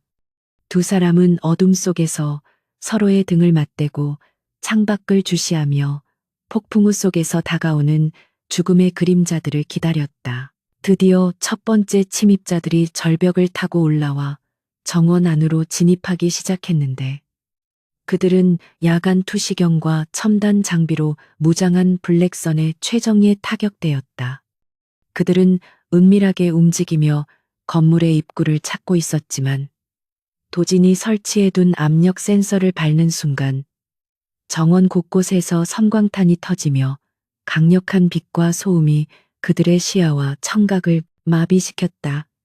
당황한 용병들이 우왕좌왕하는 사이 도진과 서연은 창문 틈으로 정확한 사격을 가하여 선두에 있던 적들을 하나둘씩 쓰러뜨렸다. 총성이 빗발치고 비명소리가 난무하는 가운데 도진은 냉철하게 적들의 위치를 파악하고 다음 함정을 작동시켰다. 정원 바닥에서 고압 전류가 흐르는 와이어가 튀어올라 남은 용병들의 발목을 휘감았고 그들은 끔찍한 비명을 지르며 바닥에 쓰러져 경련을 일으켰다. 하지만 이것은 시작에 불과했고 곧이어 두 번째, 세 번째 타격대가 연막탄을 터뜨리며 건물 내부로 진입을 시도했다. 그들은 창문을 폭파하고 로프를 이용해 거실로 들이닥쳤는데 도진은 기다렸다는 듯이 원격 조종 터렛을 가동해 십자 포화를 퍼부었다. 실내는 순식간에 매캐한 화약 냄새와 피비린내로 진동했고 깨진 유리 조각과 가구 파편들이 사방으로 튀며 아수라장으로 변했다. 서연은 부상당한 몸임에도 불구하고 놀라운 집중력을 발휘하여 접근하는 적들의 급소를 정확하게 타격했고 도진은 그녀가 위험하지 않도록 전방에서 적들의 공격을 온몸으로 막아냈다. 도진은 한 손으로는 소총을 사격하고 다른 한 손으로는 집안의 조명과 차단막을 조작하며 적들을 혼란에 빠뜨리는 등 마치 지휘자처럼 전장을 통제했다. 하지만 적들의 숫자는 줄어들 기미가 보이지 않았고 그들은 동료들의 시체를 방패 삼아 점점 더 안쪽으로 포위망을 좁혀오고 있었다.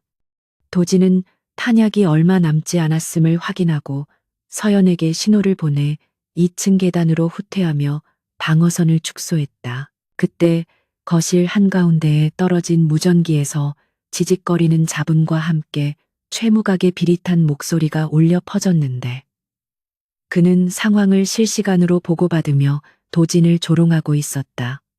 최무각은 강도진 회장님, 이제 그만 항복하고 나오면 목숨만은 살려주겠다고 말하며 이미 회사는 내 손아귀에 들어왔고 너는 갈 곳 없는 도망자 신세라고 비웃었다. 그는 서연을 넘기면 너는 살려주겠다는 비열한 제안을 던지며 도진의 심리를 흔들려 했지만 도진은 그 말에 코웃음을 쳤다. 도진은 무전기를 집어들고 최무각에게 아직 승패는 결정되지 않았으며 네가 가진 모든 것을 잃게 될 사람은 바로 너라고 차갑게 응수했다. 도진은 최무각에게 네가 저지른 모든 범죄의 증거가 내 손에 있으며 오늘 밤이 지나면 세상은 네 추악한 실체를 알게 될 것이라고 경고했다. 최무각은 그 말에 잠시 침묵하더니 분노에 찬 목소리로 전원 사살하라고 고함을 질렀고 무전은 끊겼다. 밖에서는 로켓포가 발사되어 건물의 외벽을 강타했고 거대한 폭발과 함께 1층의 방어벽이 무너지며 수십 명의 용병들이 한꺼번에 들이닥쳤다.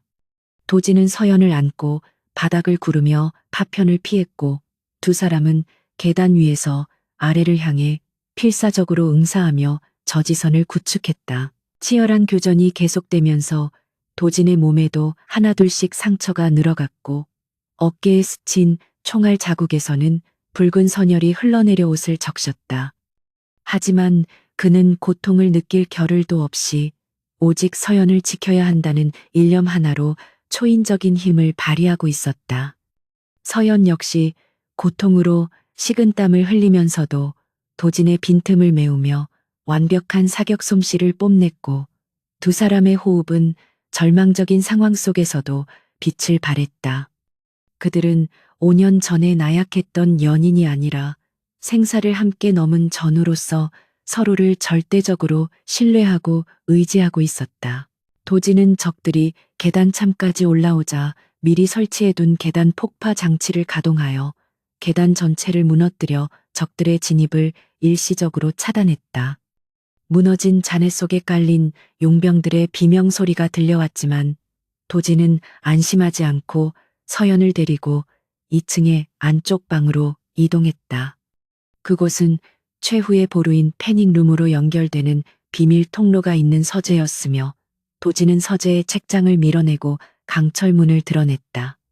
하지만 문을 여는 순간 창문을 깨고 들어온 적의 저격수가 쏜 총알이 도진의 옆구리를 스치고 지나갔고 도진은 비틀거리며 벽을 짚었다. 서연은 비명을 지르며 도진을 부축했고 도진은 괜찮다고 손짓하며 그녀를 먼저 패닉룸 안으로 밀어 넣으려 했다.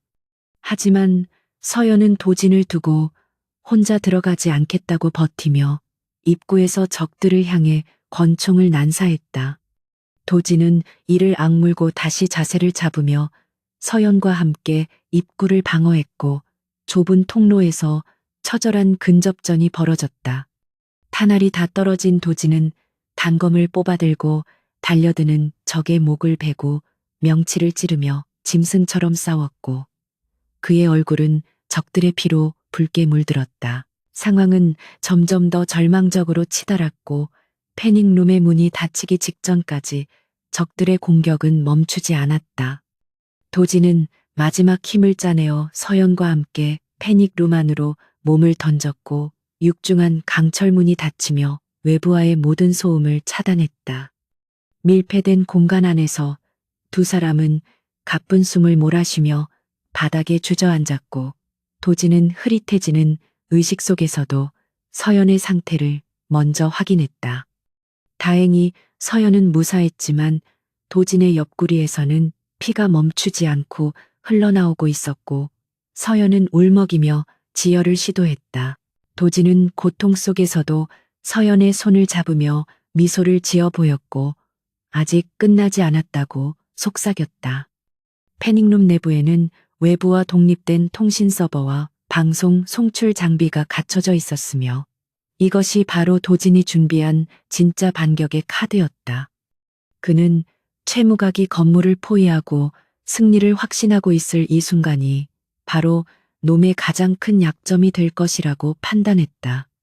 도진은 힘겹게 몸을 일으켜 방송 장비에 전원을 켰고 모니터 화면이 켜지며 전 세계로 송출될 준비가 완료되었음을 알렸다. 밖에서는 최무각의 용병들이 패닉룸의 문을 뚫기 위해 폭약을 설치하고 드릴을 사용하는 소리가 들려왔지만 이 문은 핵폭발도 견딜 수 있도록 설계된 특수 합금이었다. 도진은 서연에게 마이크를 넘기며 이제 당신이 세상에 진실을 말할 차례라고 말했다. 서연은 도진의 믿음에 보답하듯 눈물을 닦고 결의에 찬 눈빛으로 카메라 앞에 섰다. 5년 동안 죽은 사람으로 살아야 했던 그녀가 다시 세상 밖으로 나와 거대악을 심판하는 역사의 순간이 다가오고 있었다. 도진은 의자에 기대어 서연의 뒷모습을 바라보며 깊은 안도감과 자부심을 느꼈다. 회사가 망하고 전 재산을 잃는다 해도 그녀를 지키고 그녀의 명예를 회복시킬 수 있다면 그것으로 충분했다. 그는 흐려지는 시야 속에서 민우가 잘 버텨주고 있기를, 그리고 이 방송이 나가면 세상이 어떻게 뒤집힐지를 상상하며 마지막 힘을 비축했다. 폭풍 우 치는 밤, 고립된 섬의 작은 방 안에서 세상을 바꿀 거대한 태풍이 만들어지고 있었다. 패닉룸 내부의 차가운 공기는 긴장감으로 무겁게 가라앉아 있었고 벽면에 부착된 모니터에서 나오는 희미한 푸른빛만이 강도진과 한서연의 결연한 얼굴을 비추고 있었다. 도진은 옆구리에서 흐르는 피를 지혈하며 고통을 참아내고 있었지만 그의 눈빛은 그 어느 때보다 맑고 강렬하게 빛나고 있었으며 마치 먹잇감을 앞에 둔 맹수와도 같은 살기를 품고 있었다. 그는 떨리는 손으로 방송 송출 버튼을 눌렀고 그 순간 전 세계의 주요 뉴스 채널과 인터넷 스트리밍 사이트, 그리고 미린의 그룹의 사내 방송망이 강제 해킹되어 하나의 화면으로 고정되었다. 화면 속에는 지난 5년 동안 죽은 것으로 알려졌던 비운의 여인 한서연이 흉터가 남은 얼굴을 그대로 드러낸 채 차분하지만 힘있는 눈빛으로 정면을 응시하고 있었다. 서연은 깊은 숨을 내쉬며 마이크를 잡았고 그녀의 목소리는 비록 떨리고 있었지만 그 안에 담긴 진실의 무게는 듣는 이들의 심장을 파고들 만큼 묵직했다. 그녀는 자신이 5년 전 사망한 것이 아니라 최무각 회장의 살인 청부로부터 살아남아 숨어 지내야만 했음을 밝히며 자신의 얼굴에 남은 흉터를 증거로 제시했다. 동시에 화면 하단에는 최무각이 청부 산업자들과 통화한 음성 녹음 파일과 비자금 장부, 그리고 정치권에 뿌린 뇌물 리스트가 실시간으로 스크롤되며 올라가기 시작했다.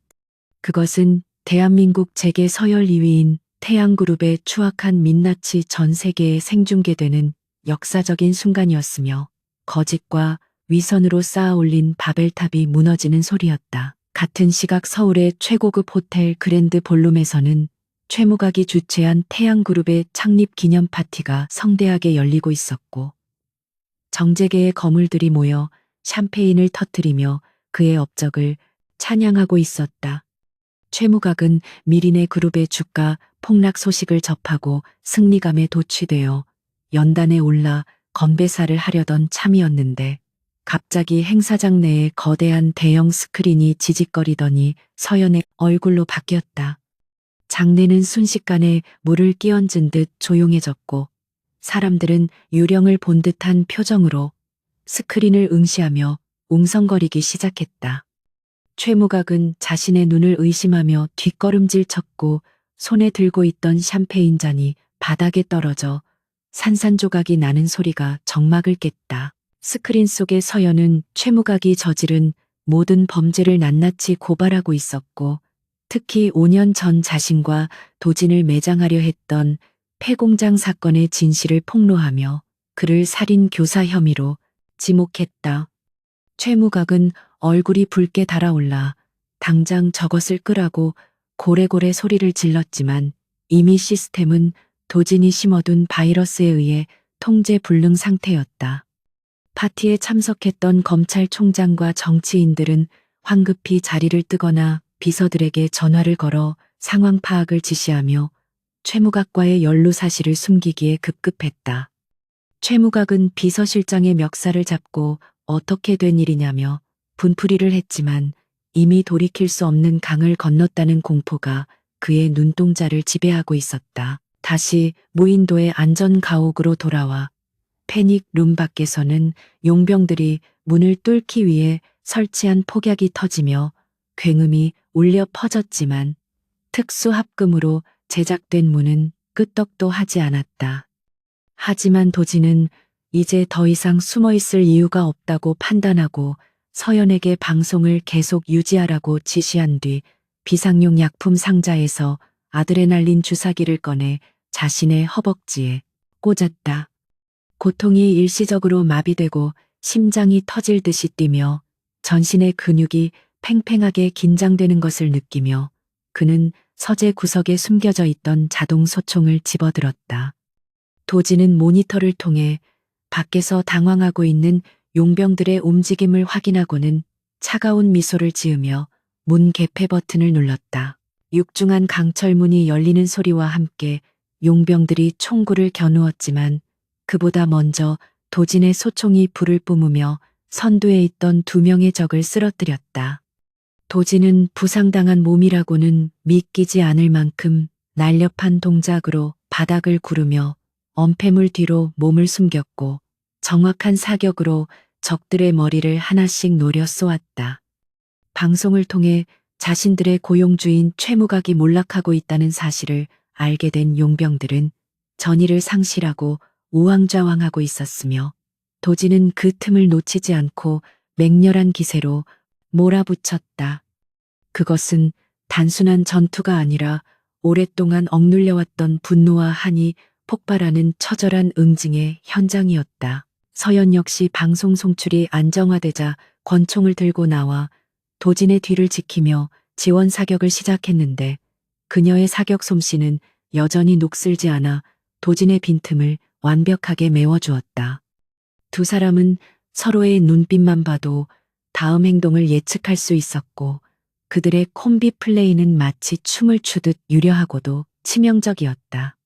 도진은 탄창을 교체하며 서연에게 괜찮냐고 소리쳤고 서연은 고개를 끄덕이며 놈들을 한 명도 남김없이 쓸어버리자고 대답했다. 좁은 복도와 거실은 화약 연기와 먼지로 자욱해졌고 곳곳에 쓰러진 적들의 신음소리가 지옥도를 방불케 했다. 그때 최무각이 고용한 용병 대장인 독사가 2층 난간에서 뛰어내려 도진을 덮쳤고 두 사람은 엉겨붙어 바닥을 구르며 치열한 육탄전을 벌였다. 독사는 거구의 몸집과 괴력을 앞세워 도진의 목을 조르며 압박해왔고 도진은 숨이 막혀오는 고통 속에서도 그의 눈을 찌르며 필사적으로 저항했다. 도진의 상처가 터져 피가 솟구쳤지만 그는 포기하지 않고 주변에 있던 깨진 유리 조각을 집어 독사의 목덜미를 강하게 그었다. 독사가 비명을 지르며 물러나자 도진은 비틀거리며 일어나 떨어진 소총을 집어들고 그를 향해 방아쇠를 당겼다. 마지막 총성이 울리고 독사가 쓰러지자 집안에는 기이한 정적만이 감돌았고 도진은 거친 숨을 몰아쉬며 바닥에 주저앉았다. 서연이 달려와 도진을 끌어안으며 상처를 살폈고 도진은 피투성이가 된 손으로 그녀의 얼굴을 감싸며 우리가 이겼다고 희미하게 속삭였다. 그 순간 밖에서 헬리콥터의 프로펠러 소리와 함께 해안 경비대의 사이렌 소리가 들려오기 시작했다. 차민우가 보낸 구조대와 경찰 특공대가 드디어 섬에 도착한 것이었고 살아남은 잔당들은 저항을 포기하고 무기를 버리며 투항하기 시작했다. 서울에서는 상황이 더욱 급박하게 돌아가고 있었는데 최무각이 호텔 비상구를 통해 도주를 시도하다가 대기하고 있던 기자들과 검찰 수사관들에게 포위되었다. 그는 끝까지 혐의를 부인하며 자신은 모함당했다고 소리쳤지만 현장에 있던 시민들은 그에게 야유를 퍼부으며 쓰레기를 투척했다. 수사관들이 그에게 수갑을 채우는 장면은 서연의 폭로 방송과 교차 편집되어 전국의 뉴스에 생중계되었고 태양그룹의 주가는 하한가로 직행하며 휴지 조각이 되어가고 있었다. 반면 도진의 미리네 그룹은 오해가 풀림과 동시에 정의로운 기업이라는 이미지를 얻으며 주가가 폭등하는 기현상을 보였다. 차민우는 본사 상황실에서 이 모든 광경을 지켜보며 환호성을 질렀고 직원들은 서로 얼싸안으며 눈물을 흘렸다. 도진이 횡령범이 아니라 사랑하는 여자를 구하기 위해 목숨을 건 로맨티시스트였다는 사실이 알려지자 여론은 순식간에 반전되어 그를 영웅으로 추앙하기 시작했다. 인터넷 커뮤니티에서는 도진이 지난 5년 동안 여자를 멀리했던 이유가 서연을 잊지 못해서였다는 순애보가 퍼지며 세기의 사랑이라는 수식어가 붙었다. 민우는 화면 속의 도진을 향해 엄지를 치켜 세우며 네가 진짜 남자라고 중얼거렸다. 섬에 도착한 의료진이 도진과 서연을 헬기에 태우는 동안 비구름이 걷히고 동해의 수평선 너머로 붉은 태양이 떠오르기 시작했다. 도진은 들것에 실려가면서도 서연의 손을 놓지 않았고 서연 역시 산소 마스크를 쓴 채 도진에게 시선을 고정하고 있었다. 헬기가 이륙하자 아래로 보이는 안전 가옥과 섬의 풍경은 전쟁의 상처로 얼룩져 있었지만 두 사람에게는 그곳이 지옥이 아닌 사랑을 확인한 성지처럼 느껴졌다. 도진은 멀어지는 섬을 바라보며 지난 5년간의 악몽이 드디어 끝났음을 실감했고 깊은 안도감과 함께 의식을 잃었다. 병원으로 이송된 도진은 긴급 수술을 받게 되었는데 수술실 밖에는 민우를 비롯한 회사 임원들과 수많은 취재진이 몰려 장사진을 이루었다. 서연은 비교적 가벼운 부상이었기에 치료를 받은 후 휠체어를 타고 수술실 앞을 지키며 도진이 깨어나기만을 간절히 기도했다. 그녀는 도진이 자신을 위해 흘린 피와 눈물을 생각하며 이제 남은 평생은 자신이 그를 지키고 보살피겠다고 다짐했다. 수술 중이라는 램프가 꺼지고 의사가 나와 수술이 성공적이라고 말하자 복도에서는 안도의 한숨과 박수 소리가 터져 나왔다. 며칠 후 의식을 되찾은 도진은 병실 침대에서 눈을 떴고 가장 먼저 보인 것은 창가에 앉아 사과를 깎고 있는 서연의 모습이었다. 따스한 햇살이 그녀의 머리카락을 비추고 있었고 그녀의 평온한 표정은 도진이 그토록 꿈꿔왔던 일상의 모습 그대로였다. 도진은 잠긴 목소리로 서연의 이름을 불렀고 서연은 깜짝 놀라 다가와 그의 손을 잡으며 눈물을 글썽였다.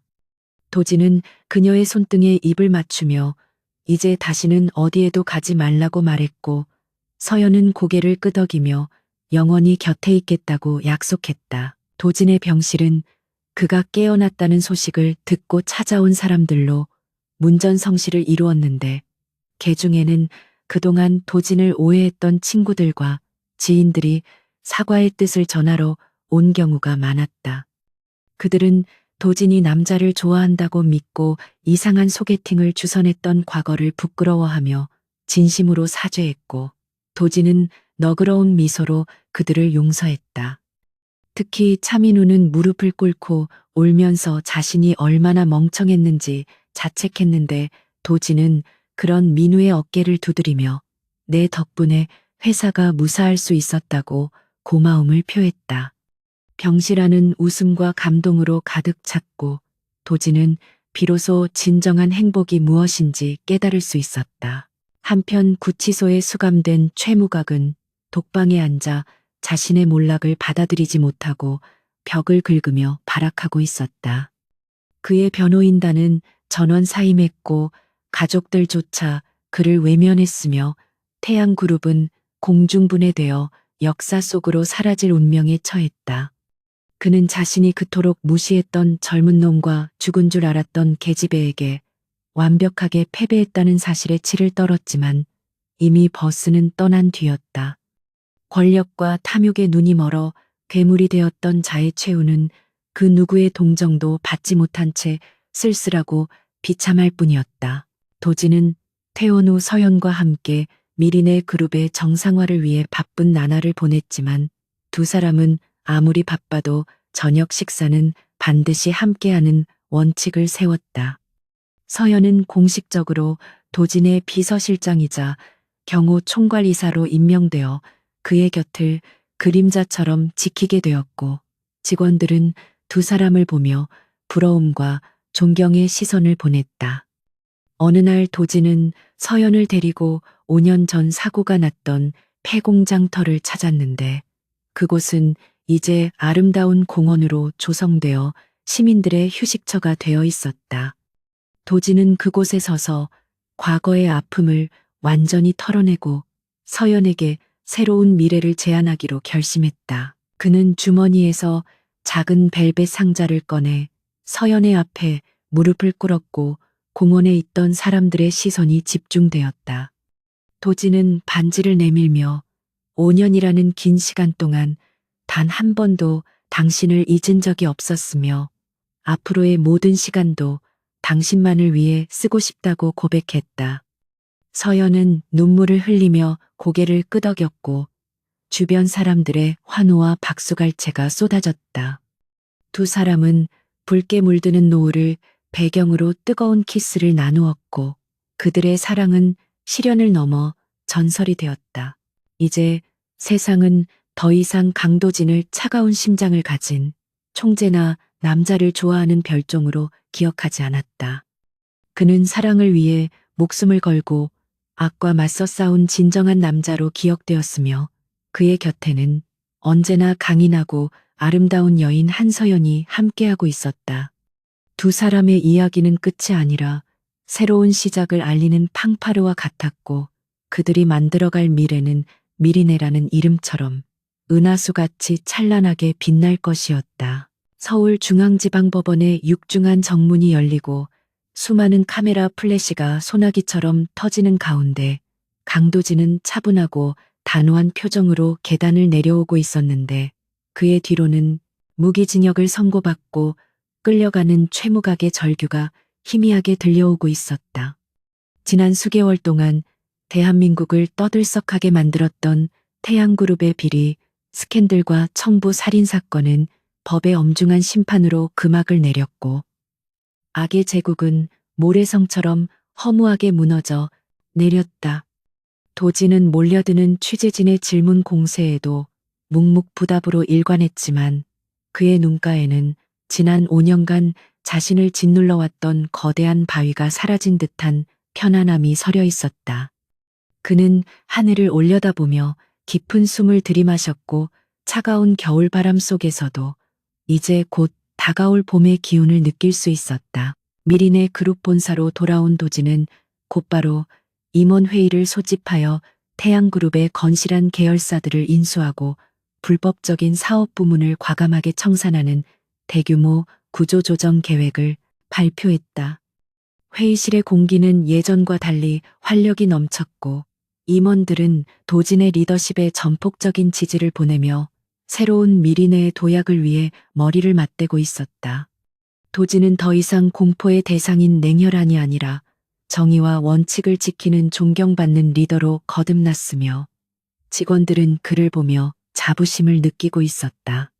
그는 업무를 처리하는 와중에도 수시로 휴대폰을 확인하며 누군가의 메시지를 기다리는 모습을 보였는데 그럴 때마다 그의 입가에는 저절로 미소가 번지곤 했다. 한편 한서연은 병원에서 퇴원한 후 도진의 배려로 마련된 교회의 조용한 저택에서 재활치료에 전념하며 잃어버린 건강을 되찾고 있었는데 그녀의 회복 속도는 의료진조차 놀랄 정도로 빨랐다. 그녀는 단순히 몸을 회복하는 것에 그치지 않고 도진과 상의하여 기업 범죄 피해자들을 지원하고 사회적 약자를 보호하는 미리네 재단을 설립하기 위한 준비를 차근차근 진행하고 있었다. 서연은 자신의 아픈 과거를 숨기는 대신 세상 밖으로 당당하게 드러내어 자신과 같은 피해자가 다시는 생기지 않도록 돕는 길을 선택했고, 도지는 그런 그녀의 결정을 누구보다 자랑스러워하며 전폭적인 지원을 아끼지 않았다. 어느 날 저녁 도지는 차민우를 비롯한 가까운 친구들을 자신이 운영하는 프라이빗 레스토랑으로 초대했는데, 이는 그동안의 오해를 풀고 감사의 마음을 전하기 위한 자리였다. 민우는 여전히 도진의 눈치를 살피며 쭈뼛거리고 있었고, 다른 친구들 역시 과거 도진에게 남자를 소개해 주려 했던 일들이 떠올라 민망함을 감추지 못하고 있었다. 도진은 와인잔을 들고 자리에서 일어나 친구들을 둘러보며 지난 5년 동안 너희들이 나를 얼마나 걱정했는지 잘 알고 있다고 운을 떼었다. 그는 친구들의 빗나간 우정이 때로는 귀찮았지만 결과적으로는 자신이 딴 길로 새지 않고 오직 한 여자만을 기다릴 수 있게 해준 훌륭한 방패막이가 되었다며 짓궂은 농담을 던졌다. 도진의 농담에 경직되어 있던 분위기는 순식간에 풀어졌고 친구들은 와르르 웃음을 터뜨리며 그제야 마음의 짐을 내려놓고 건배를 제의했다. 민우는 술기운을 빌려 도진에게 다가가 너를 깨이로 오해해서 정말 미안하다고 사과하며 그래도 네가 행복해져서 정말 다행이라고 눈시울을 붉혔다. 도진은 민우의 어깨를 감싸 안으며 네가 회사를 지켜주지 않았다면 지금의 나도 없었을 것이라고 진심 어린 감사를 표했고 두 사람은 뜨거운 포옹을 나누었다. 그날 밤 그들은 늦은 시간까지 술잔을 기울이며 과거의 추억을 이야기했고 도진은 오랜만에 친구들 속에서 소년처럼 환하게 웃을 수 있었다. 며칠 후 미린의 그룹 본사 대강당에서는 전 세계의 이목이 집중된 가운데 강도진 회장의 공식 기자회견이 열리게 되었는데 이는 태양그룹 인수 합병건과 더불어 그의 사생활에 대한 공식 입장을 표명하는 자리였다. 수백 명의 기자들이 강당을 가득 메웠고 카메라 플래시가 쉴 새 없이 터지며 장내를 하얗게 밝혔다. 단상에 오른 도지는 깔끔한 턱시도 차림으로 마이크 앞에 섰고 그의 왼쪽 가슴에는 미리네 그룹의 배지가 아닌 작은 탄피 모양의 브로치가 달려 있어 눈길을 끌었다. 그는 차분한 목소리로 기업의 비전과 사회적 책임을 이야기한 후 잠시 숨을 고르고 개인적인 이야기를 시작하겠다고 선언했다. 기자들은 숨을 죽이고 도진의 입을 주시했는데 개중에는 여전히 그의 성 정체성에 대해 자극적인 기사를 쓰려는 이들도 섞여 있었다. 한 기자가 손을 들고 조심스럽게 한간에 떠도는 소문과 지난 5년 동안의 독신 생활에 대한 질문을 던지자 도진은 옅은 미소를 지으며 올 것이 왔다는 표정을 지었다. 그는 단호한 어조로 자신은 남자를 좋아한 것이 아니라 지난 5년 동안 단 한순간도 잊을 수 없었던 한 여자를 사랑하고 있었을 뿐이라고 대답했다. 그리고 그 여자가 자신을 위해 목숨을 걸고 어둠 속에서 싸워온 진정한 영웅이며 오늘 이 자리에서 그녀를 정식으로 소개하고 싶다고 말했다. 도진이 손짓을 하자 무대 뒤편에 커튼이 열리고 우아한 순백의 드레스를 입은 한서연이 천천히 걸어 나왔는데 그녀의 등장에 장내는 일순간 정적에 휩싸였다. 서연의 얼굴에는 옅은 화장으로도 완전히 가려지지 않는 흉터가 남아 있었지만 그녀는 그것을 부끄러워하지 않고 당당하게 고개를 들고 있었으며 그 모습은 오히려 신비롭고 고귀한 아우라를 뿜어내고 있었다. 도진은 서연에게 다가가 손을 내밀었고 서연이 그 손을 잡자 두 사람은 서로를 바라보며 세상에서 가장 행복한 미소를 지었다. 기자들은 그제야 탄성을 지르며 셔터를 눌러댔고 두 사람의 모습은 전 세계로 생중계되며 감동을 선사했다. 도진은 서연의 손을 잡은 채 마이크를 다시 잡고 그녀는 나의 생명의 은인이자 영혼의 동반자이며 앞으로 미린의 재단의 이사장으로서 나와 함께 평생을 걸어갈 사람이라고 소개했다. 그는 또한 자신을 둘러싼 오해가 오히려 그녀를 지키는 데 도움이 되었다면 그것으로 족하다고 덧붙이며 유머러스하게 상황을 정리했다. 서연 역시 떨리는 목소리로 지난 5년은 고통스러웠지만 도진을 다시 만나기 위한 희망이 있었기에 버틸 수 있었다고 고백하며 앞으로는 받은 사랑을 사회에 환원하며 살아가겠다고 다짐했다. 기자회견장은 뜨거운 박수 소리로 가득 찼고 두 사람의 사랑, 이야기는 단순한 스캔들을 넘어 시대의 로맨스로 기록되는 순간이었다. 기자회견이 끝나고 두 사람은 회사 옥상 정원으로 올라가 소란스러운 세상으로부터 잠시 벗어나 둘만의 시간을 가졌다. 옥상 난간에 기대어 서자 붉게 타오르는 서울의 노을이 두 사람의 얼굴을 따뜻하게 비추었고 도진은 재킷을 벗어 서연의 어깨에 걸쳐주었다. 서연은 아래를 내려다보며 까마득하게 보이는 자동차들의 행렬을 바라보다가 문득 5년 전 우리가 처음 만났던 날을 기억하냐고 물었다. 도진은 고개를 끄덕이며 그때 당신은 나를 건방진 도련님이라고 생각했을 것이라며 웃었고 서연은 사실 재수 없다고 생각했었다며 장난스럽게 응수했다. 두 사람은 과거의 추억을 하나씩 꺼내보며 웃기도 하고 눈물 짓기도 했는데 그 모든 기억들이 이제는 아픔이 아닌 소중한 보석처럼 반짝이고 있었다.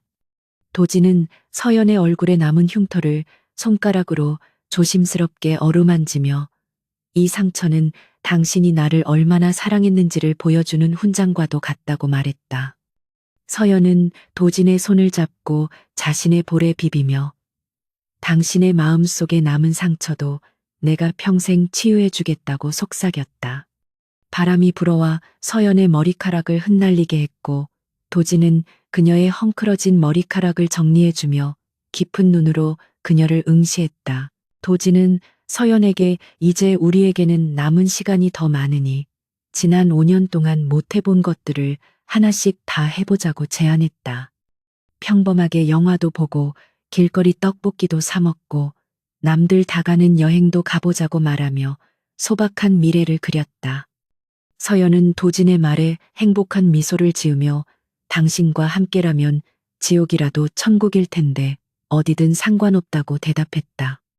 도진은 서연을 품에 안고 그녀의 정수리에 턱을 괴며 이제는 절대로 당신을 놓지 않겠다고 다시 한번 다짐했다. 어둠이 내려앉기 시작한 도시는 형형색색의 불빛들로 화려하게 옷을 갈아입고 있었고 미린의 그룹의 본사 건물 역시 거대한 빛의 기둥처럼 솟아올라 밤하늘을 밝히고 있었다. 도진은 그 불빛들을 바라보며 자신이 지켜야 할 것은 단순히 회사가 아니라 바로 곁에 있는 이 사람과 그녀가 사랑하는 세상이라는 것을 깨달았다. 그는 과거의 실수를 반복하지 않기 위해 더 강해질 것이며 더 현명한 리더가 되어 그녀와 함께 더 나은 세상을 만들어갈 것이었다. 서연 역시 도진의 품 안에서 심장 소리를 들으며 비로소 완벽한 안식을 느꼈고 더 이상 도망칠 곳도 숨을 곳도 필요하지 않음을 알았다. 도진은 서연의 턱을 들어 올려 그녀와 눈을 맞추었고 두 사람의 시선이 얽히는 순간 시간은 멈춘 듯 고요해졌다. 그는 천천히 고개를 숙여 그녀의 입술에 입을 맞추었고 그 키스는 지난 5년의 그리움과 앞으로 함께할 영원한 시간을 약속하는 맹세와도 같았다. 옥상 정원의 꽃향기와 도시의 소음이 어우러져 두 사람을 감싸 안았고 밤하늘의 별들은 그들의 앞날을 축복하듯 반짝였다. 세상 사람들이 뭐라고 하든 상관없이 그들은 서로에게 유일한 진실이었고 그 사랑은 그 어떤 시련에도 흔들리지 않는 견고한 성이 되었다. 오해가 빚어낸 긴 이별의 시간은 결국 두 사람을 더욱 단단하게 묶어주는 운명의 끈이 되었고 그들은 그 끈을 잡고 내일을 향해 걸어갈 준비를 마쳤다. 강도진과 한서연. 두 사람의 이야기는 비극으로 시작되었지만 가장 아름다운 희극으로 완성되었으며 그들의 전설은 미리네의 별빛처럼 영원히 기억될 것이었다. 도진은 서연의 손을 잡고 밝게 빛나는 서울의 야경을 향해 섰고 두 사람의 그림자는 하나가 되어 길게 뻗어나갔다. 이제 그들에게는 두려움 없는 아침과 외롭지 않은 밤만이 존재할 것이며 그 모든 순간이 기적처럼 빛날 것이었다.